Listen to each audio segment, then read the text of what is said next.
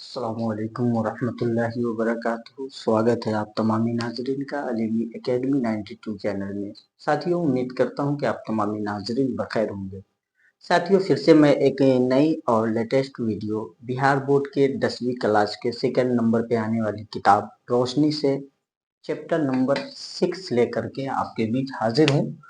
ये आपका chapter number 6 खाली संदूक। खाली संदूक ये एक कहानी है और ये कहानी एक आसामी कहानी है।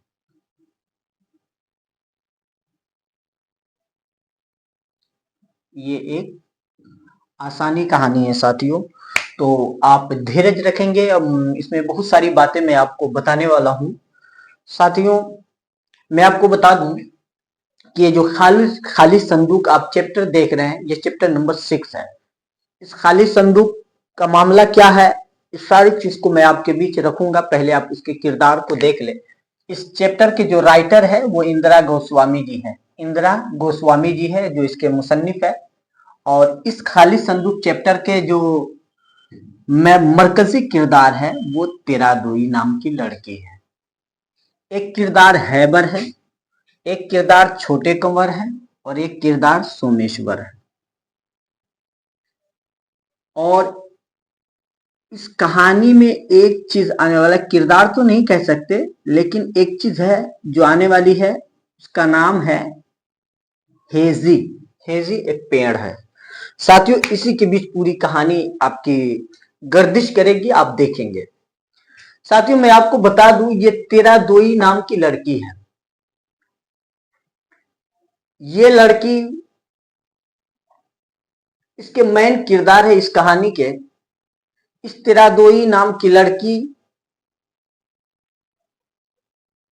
कहां रहती है? शमशान घाट के किनारे रहती है। शमशान घाट के किनारे अपने 2 बच्चों के साथ अपनी जिंदगी को बसर कर रही होती है। इस बीच में होता क्या है, उसकी जिंदगी अच्छी चल रही थी, जैसी भी कटे अच्छी चल रही थी।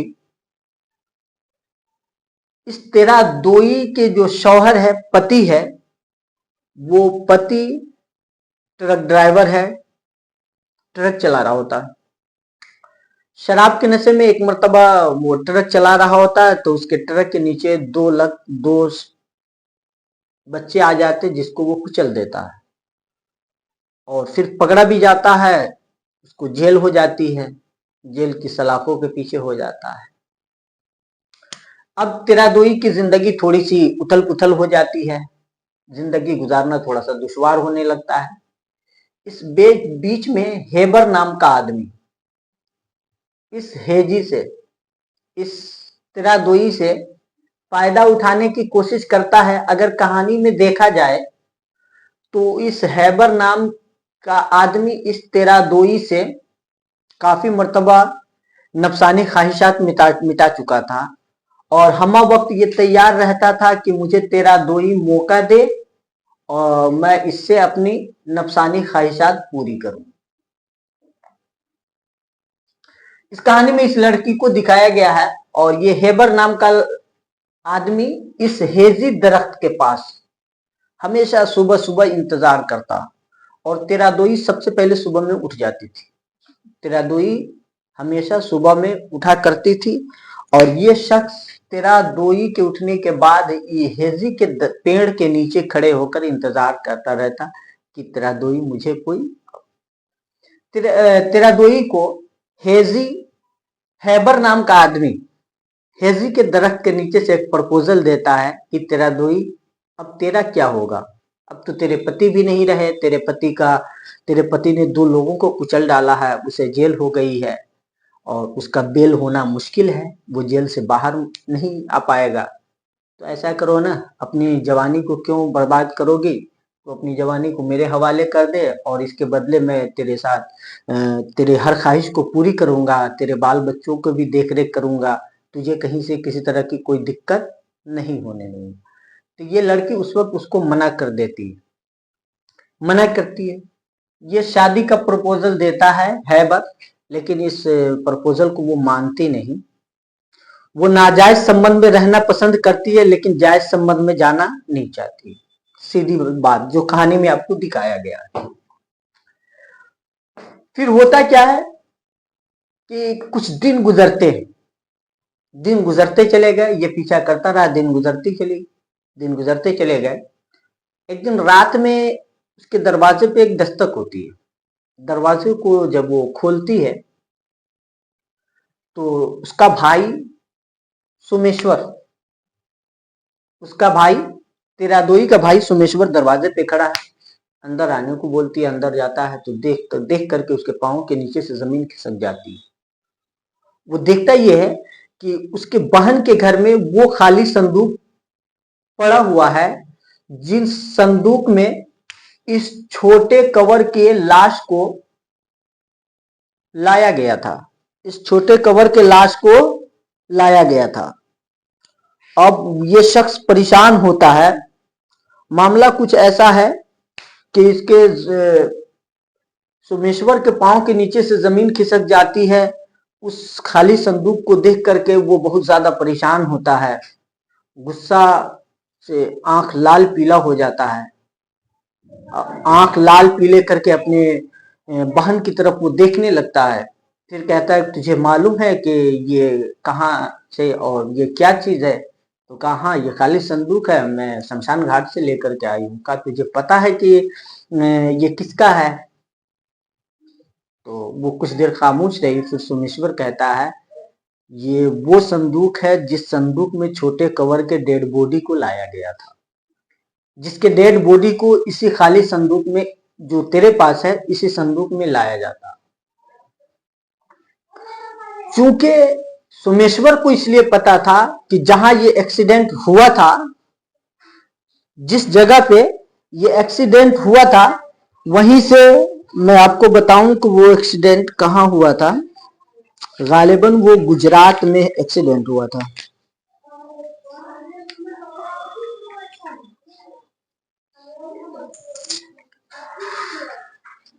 बहरहाल जहां भी इंतकाल हुआ, लंबा समय पता नहीं किधर मिलेगा नहीं मिलेगा। तो कहता है कि सोमेश्वर कहता है तेरादोई से कि तेरादोई जो तू ये लाई है ये ऐसा ऐसा ये मामला है। तो चूंकि तेरादोई का अटैचमेंट इस छोटे कवर से बहुत पहले से था, तेरादोई इस छोटे कवर की क्या है? सेटिंग है। क्या है? सेटिंग है। बचपन में छोटे कवर के यहाँ ये काम किया करती थी, तेरादोई काम किया करती थी। उसके छोटे कवर के वालिद साहब की तबीयत खराब थी, ये बहुत देख रेख करती थी और जिस्मानी बहुत सारी देख रेख की, जैसे बीमारी में खून पीप का निकलना, ये सब को अपने हाथों से वो साफ करती थी, बहुत अच्छे से खिदमत करती थी। और इसी बीच में वो निहायत खूबसूरत भी थी तेरादोई, बला की खूबसूरती थी उसे। छोटे कवर का दिल फिसल गया और इससे अपनी सेटिंग कर ली। छोटे कवर ने तेरादोई से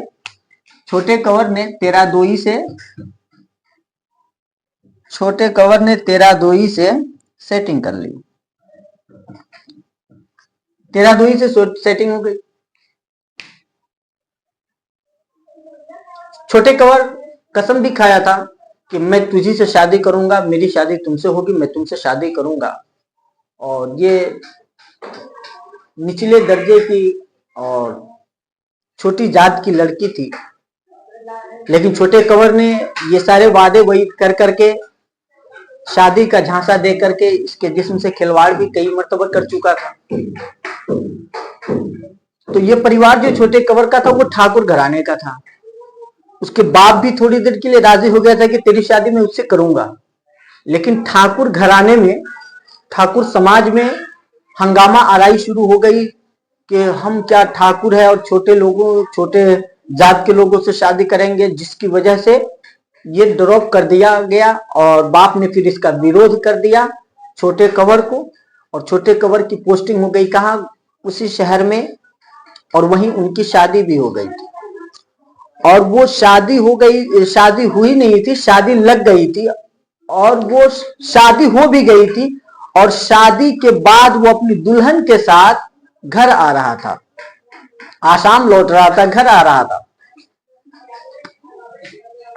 जब घर आ रहा था तो रास्ते में उसका एक्सीडेंट हो गया था, उसी के लाश को लेकर के आया गया था। सोमेश्वर अपनी बहन को कहता है, देख लिए ये मामला है, अब तक तू जिसके ख्याल में डूबी हुई है, मैंने तेरी शादी कर दी, मैंने तेरे साथ ऐसा किया, तेरे साथ इतना अच्छा व्यवहार किया, और तू उसके हवाले अपने सब कुछ कर दी और उसको सब कुछ मान बैठी, जबकि वो तुझे अपने पाँव की जूती भी नहीं समझता, वो कभी तुझे अपना समझा ही नहीं। और हम छोटे लोग हैं, बड़े लोगों के काम आते हैं, बड़े लोग के बराबरी नहीं करते, और वो अपने बराबर में हमें कभी नहीं रखते।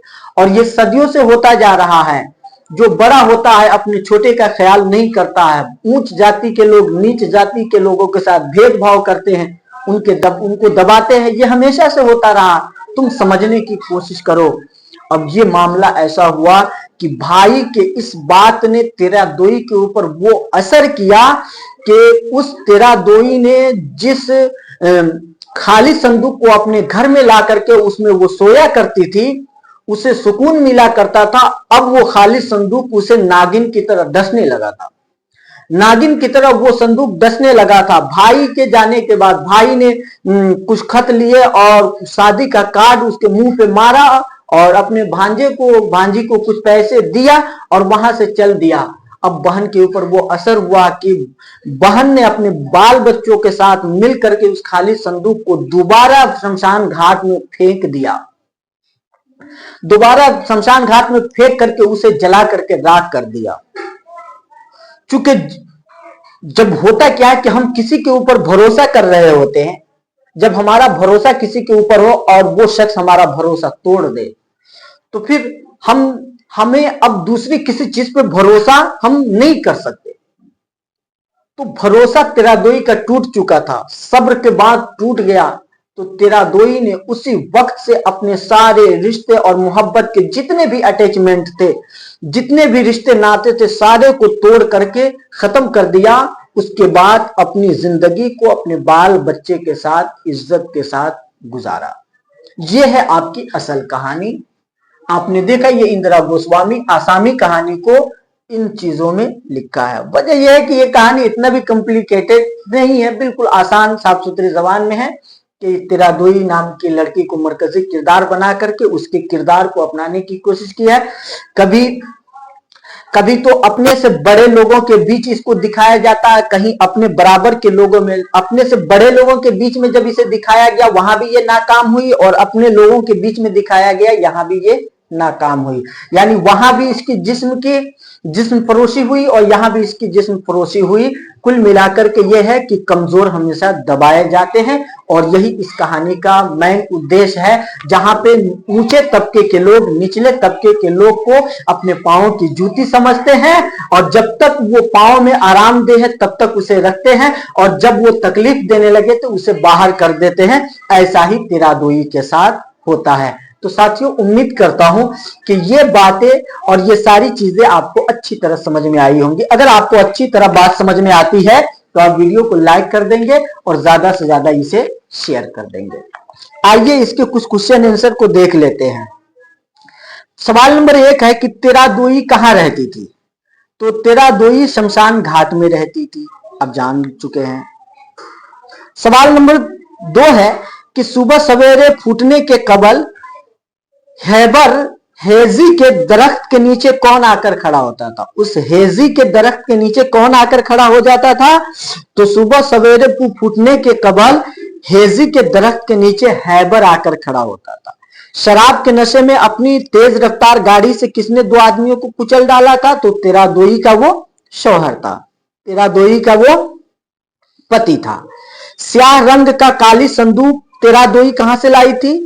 तो वो तेरा दोई जो है ना शमशान घाट के मलबे से लाई थी। अचानक रात में तेरा दोई के दरवाजे पर किसने ठोकर मारी? तो उसके भाई सोमेश्वर ने ठोकर मारी थी। तेरा दोई के भाई का क्या नाम था और वो क्या करता था? तो तेरा दोई के भाई का नाम सोमेश्वर था, जो पुलिस में काम करता था। सवाल नंबर 7 है कि छोटे कवर का हादसा क्यों और कैसे हुआ?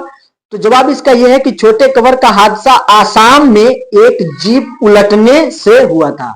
आसाम में जीप उलटने से हुआ था।